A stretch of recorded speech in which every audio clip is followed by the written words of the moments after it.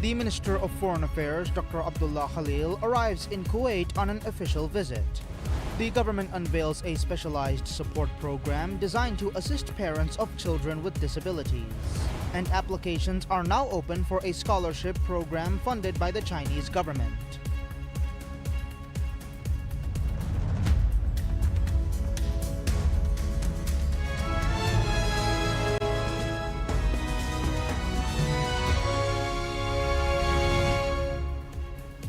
Bismillah ar-Rahman ar-Rahim, Assalamu alaikum and welcome to PSM News in English with me, Abdullah Ahil. And now the news in detail. President Dr. Mohamed Muiz has instructed the country's national bank, Bank of Maldives BML, to increase the foreign transaction limit on debit cards issued by the bank to $2,000 for locals performing the Hajj pilgrimage this year.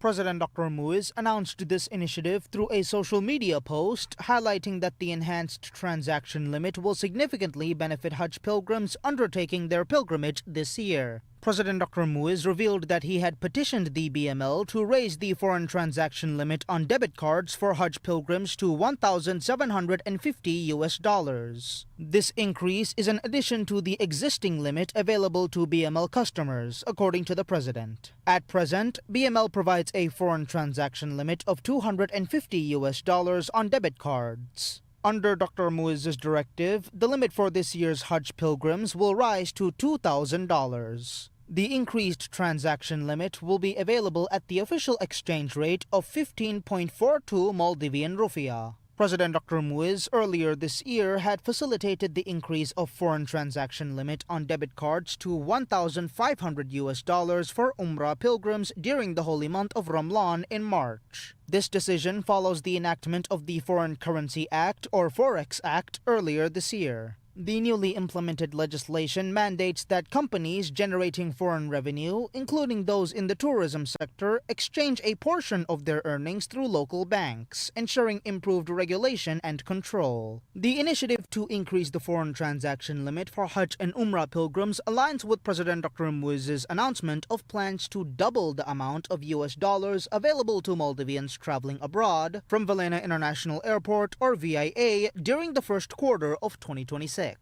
Currently, BML provides $500 per local passengers departing from VIA. The administration aims to increase this amount to $1,000 by early 2026 and subsequently raise credit card limits to $1,400 by the second quarter of the same year, according to Dr. Muiz. The Minister of Foreign Affairs, Dr. Abdullah Khalil, arrives in Kuwait on an official visit at the invitation of Kuwait's Minister of Foreign Affairs, Abdullah Ali Al Yahya, upon arrival. Minister Khalil was warmly welcomed by his counterpart. During the visit, the two foreign ministers will hold formal discussions to review the long-standing and close brotherly ties between the Maldives and Kuwait, rooted in mutual respect and shared Islamic heritage. The ministers will also explore new avenues of future collaboration between the two countries. In addition, Minister Khalil will also meet with the Minister of Commerce and Industry, Minister for Investment, Minister of Finance of Kuwait, and other senior dignitaries of Kuwait and explore opportunities to deepen economic ties through enhanced collaboration in trade and investments between the two countries. Kuwait has been an invaluable development partner for the Maldives, providing generous support and assistance over the years, most notably through the Kuwait Fund for Arab Economic Development for the expansion of Vilhena International Airport, and assistance provided for the Small Island Hospital Development Project through loan facility granted in 2024. This visit underscores the Maldives' steadfast commitment to reinforcing and deepening the brotherly ties between Maldives and Kuwait, with a focus on expanding cooperation across key sectors. Foreign Minister Dr. Khalil is accompanied by Joint Secretary Khadija Najiha and Political Director Fatimat Nasha Ismail.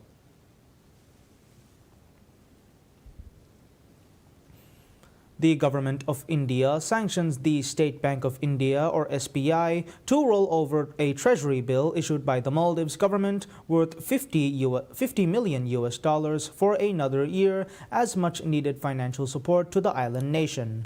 The High Commission of India to the Maldives in a statement said, on the request of the Maldives government, SBI has subscribed for one more year the Treasury bill worth 50 million US dollars. According to this statement, the Indian government has been facilitating the subscription of several of such treasury bills by the SBI and rolling them over annually, interest-free to the Maldivian government.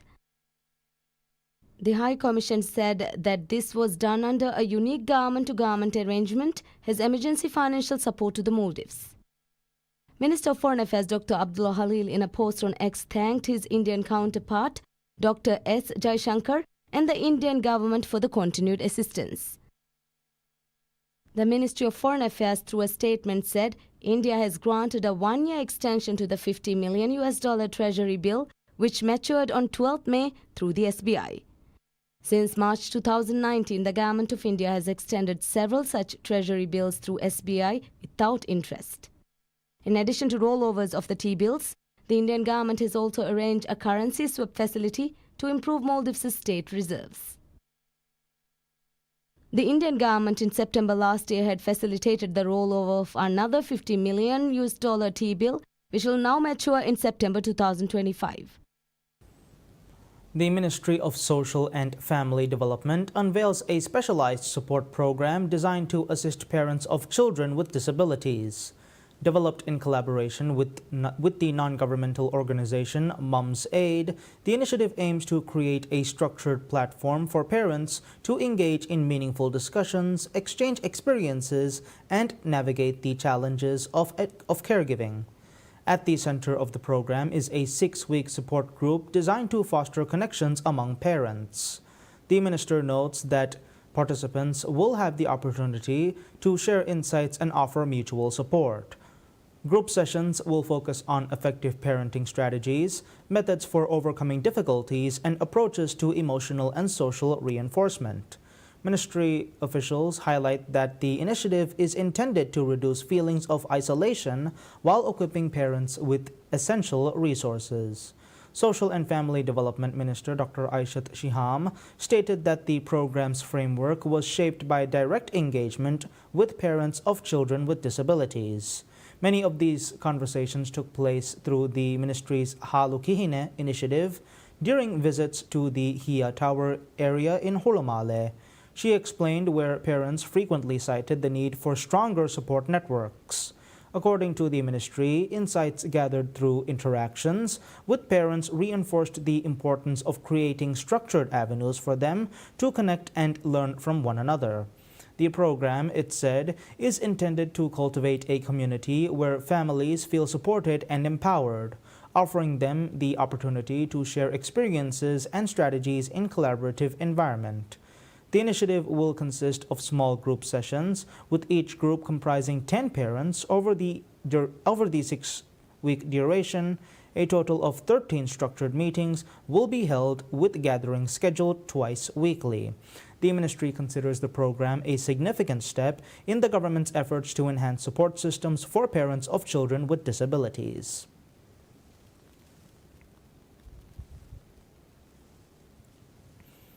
Ministry of Higher Education, Labor and Skills Development announces that applications are now open for a scholarship program funded by the Chinese government, providing 39 fully funded postgraduate opportunities for Maldivian public sector employees. The initiative aims to support academic and professional development with 14 doctoral and 25 master's degree scholarships available. These scholarships, funded entirely by the Chinese government, provide comprehensive financial support. Tuition, on-campus accommodation, a monthly stipend, a resettlement allowance, medical insurance, and round-trip airfare are included, according to the ministry. It added that awardees will have the opportunity to specialize in various academic disciplines. Candidates must be employed within the Maldivian public sector and demonstrate a minimum of 3 years relevant work experience. Applicants must also be under the age of 45 by September 2025 and meet any additional requirements set by their chosen university.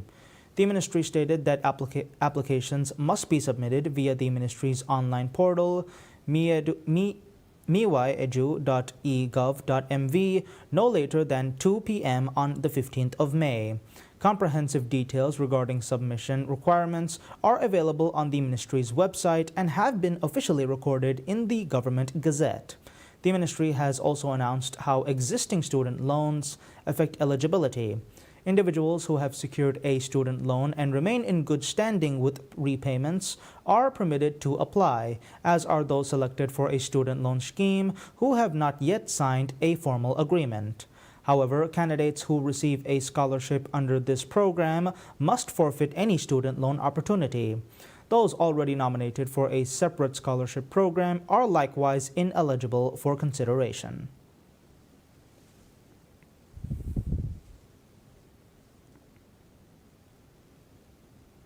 Maldives is making a significant progress in reducing carbon emissions, says Minister of Tourism and Environment Tariq Ibrahim, highlighting key renewable energy investments and support from China in tackling climate change.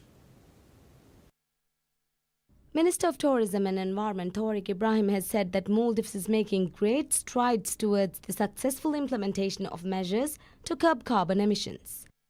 Speaking during the International Zero Carbon Islands and Green Low Carbon Development Conference on Monday, Minister Tariq alluded to measures being taken to adapt to climate change and reduce carbon emissions. The minister also said that the government is aiming to reduce carbon emissions to 1.52 million tons this year. The effort to enhance the use of renewable energy sources are paving the way to achieving the target of reducing carbon emissions, he added. Minister Tariq further said solar energy systems are being installed in different parts of the country.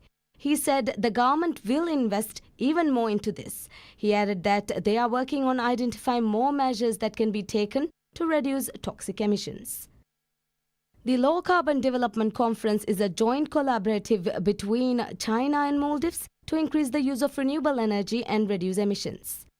China has provided training opportunities to Maldives in this field while making special efforts to help the island nation reduce carbon emissions. China has also provided opportunities to study in renewable energy-related fields with tuition, accommodation, and travel expenses covered by the Chinese government. The government has launched several initiatives for renewable energy and sustainable waste management in a bid to preserve Maldives' fragile environment and ecosystem. The administration of President Dr. Mohammad Muiz had announced bold yet long overdue plans to address the issues, launching several key initiatives last year. In the beginning of 2024, the total installed capacity of renewable energy was 53 megawatts, which amounted to just 4% of energy consumption in the island nation. However, this administration has aimed to turn that figure to 33% over the course of the next 5 years. Under these plans, the government has managed to add 15 megawatts of renewable energy, taking the total up to 70% in just 1 year.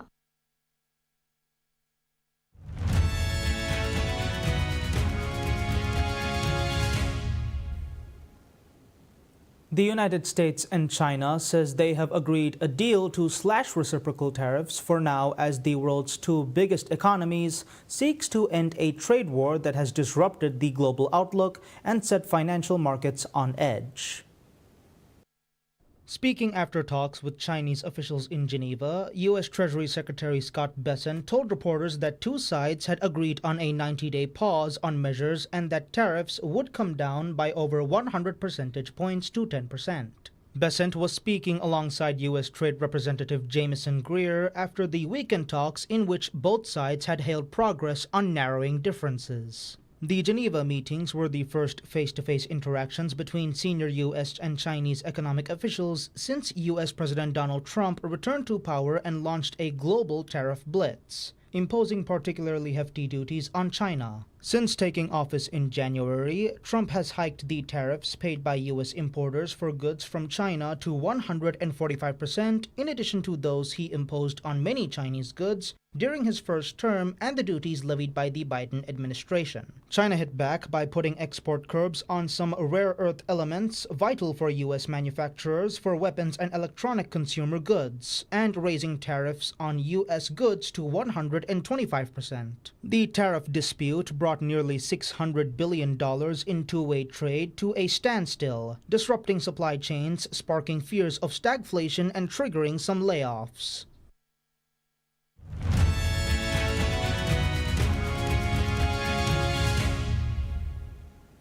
Palestinians in Gaza's Khan Yunis comments regarding U.S. President Donald Trump's visit to the Gulf region, asking him for a permanent ceasefire, entry of aid, and the reconstruction of Gaza.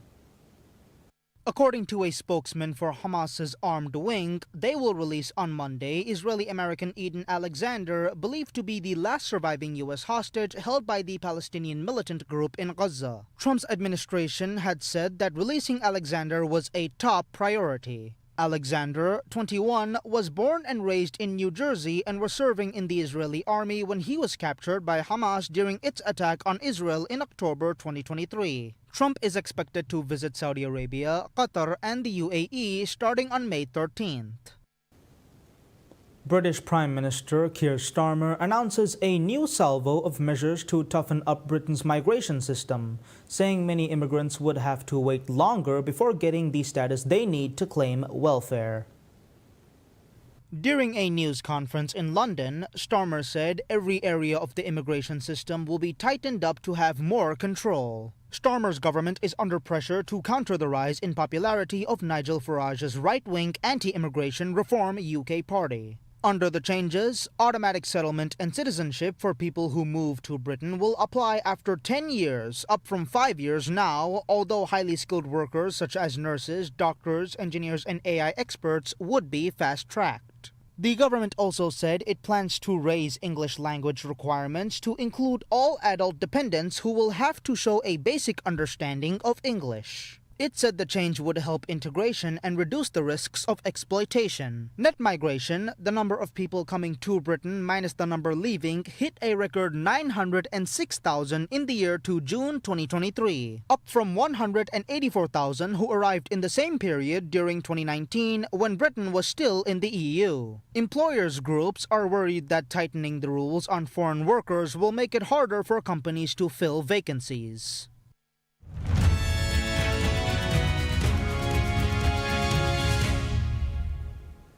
Johann Zarco becomes the first Frenchman in 71 years to win the French Grand Prix after the LCR Honda rider's decision to start with wet tires paid off handsomely in front of a sellout crowd of more than 120,000 fans at Le Mans. In a chaotic race where riders swapped bikes multiple times due to rain, Zarco won by a huge margin of nearly 20 seconds ahead of Ducati's Marc Marquez, while Gresini Racing's Fermin Aldeguer came third for his first MotoGP podium. Zarco was 17th on lap 1 when he narrowly avoided a collision and lost places as he went off track. But as confusion and chaos reigned in the rain, the Frenchman slowly made his way through the grid before taking the lead and never looking back. Zarco is the first Frenchman to win at the iconic circuit since Pierre Monneret in 1954, and the 34-year-old celebrated by performing a backflip off the barrier in front of the grandstand as the fans chanted his name. The local fans had come hoping to see another Frenchman, pole sitter and 2021 world champion Fabio Quartararo, potentially win from pole position, but it was the veteran Honda driver who gave them a reason to celebrate. His victory also ended Ducati's winning streak in MotoGP at 22 races as Honda took a rare win.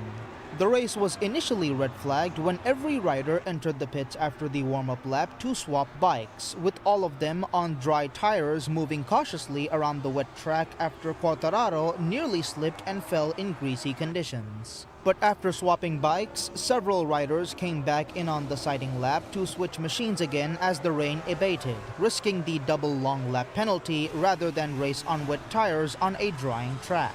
Saturday's sprint winner Marquez took the lead before Quartararo regained first place and shot ahead to extend the gap while the Spaniard josted for second with his brother Alex. Behind them, Francesco Bagnaia crashed at turn 3 along with Joan Mir, who retired from the race. Any hopes of Quartararo winning the race evaporated when he crashed at the final corner on lap 4 as groans echoed around the grandstand, leaving the Marquez brothers to battle it out for the lead. But both Mark and Alex went into the pits yet again to swap bikes for wet tires, leaving Zarco, who started on wet tires, with a commanding lead. In the Moto2 race, Manuel Gonzalez was once again crowned the winner for the 5th time in 6 races. Gonzalez lost the lead at the first corner, but by lap 5 was back in front and held on to the end. The Liqui Moly rider now has a 16-point lead at the top of the rider standings. And the drama continued into the Moto3 race, where race leaders Joel Kelso and David Munoz collided on the last corner of the race to give Red Bull KTM Ajo rider Jose Antonio Rueda a free track to the finish line.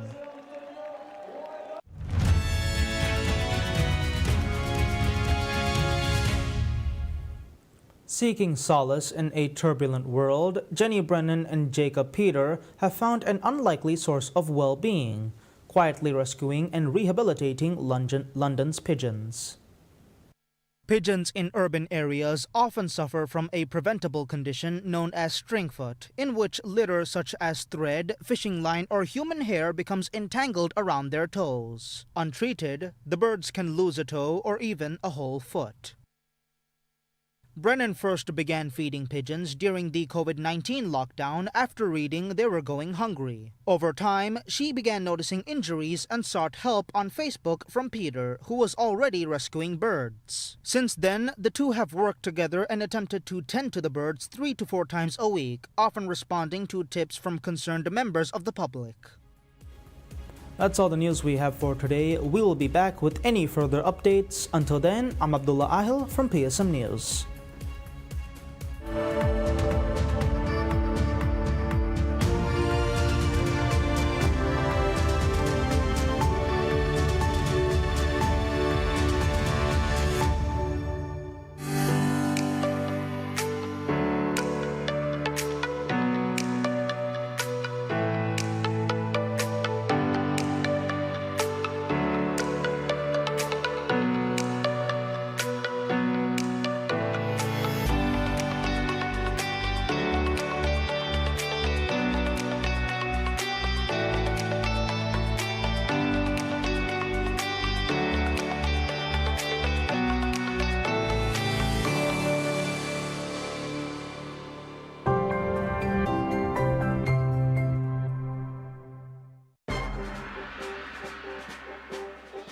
එවගුතෙක්ගේ රාජ්‍යයක මස්ටහුම් පහකොල්ලවේ خبرා මවුරුමාතු එම්ම තෆ්සීලි ගොතෙක්ග තිබේ ෆුන්නහම එක්ගෙනස්තිීමකි අල්ගුරුමුන්ගේ මස්සෙලියත ಸರಕಾರಿಗೆ ಸಿಯಾಸತ್ತ ತಂಫೀಜ್ ಮುಂದ ಮಿಂಬರ ಸಿಯಾಸಿ ಮಸ್ರಹ ಅಣ್ಣ ಮುಂದ ಬದಲ್ತಾ ರೈತಂಗೆ ಮಜಲಿಯುಗ ಕುರ ಮಸಕ್ಕೆತಕ ಕಾನೂನಿ ನಿಜಾಮ ಅಣ್ಣ ಬದಲ್ತಾ ಅದಿ ಅದೊಲ್ ಇನ್ಸಾಫ್ಗೆ ನಿಜಾಮ್ಕ ಕಂಕಂ ಹಿಂಗ ಮುಹಿಂಗಾಗೊಯ್ ರಾಜ್ಯಕ್ಕೆ ಇಕ್ತಿಸಾದ ಅಣ್ಣ ಮುಂದ ಬದಲ್ತಕ ತರಕಿಗೆ ಮಶ್ರೂತ ಇಜ್ತಿಮಾಯಿ ರಕ್ಕಾತೆರಿಕಂ ಕಶವರ್ ಕುರ್ಮತಕ ಸರ್ಕಾರಂ ಕುರಮದ ಮಸಕ್ಕೆತಕ ಅಮಿಲ ಫರಾತಕ ಜಮಿಯಾ ಜಮಾಯತೋಗೆ ತವರು ತಿಮಾವಿಶ್ ಹಿಮಾಯ ಕುರ್ಮ ಕುರವೆ ಮಸಕ್ಕೆತಕ ಮೂಸುಮಿ ಬದಲ್ತಕ ಗುಳೆ ಎಮ್ಮೆ ಫಹುಗೆ ಮೌದು ಮಾತು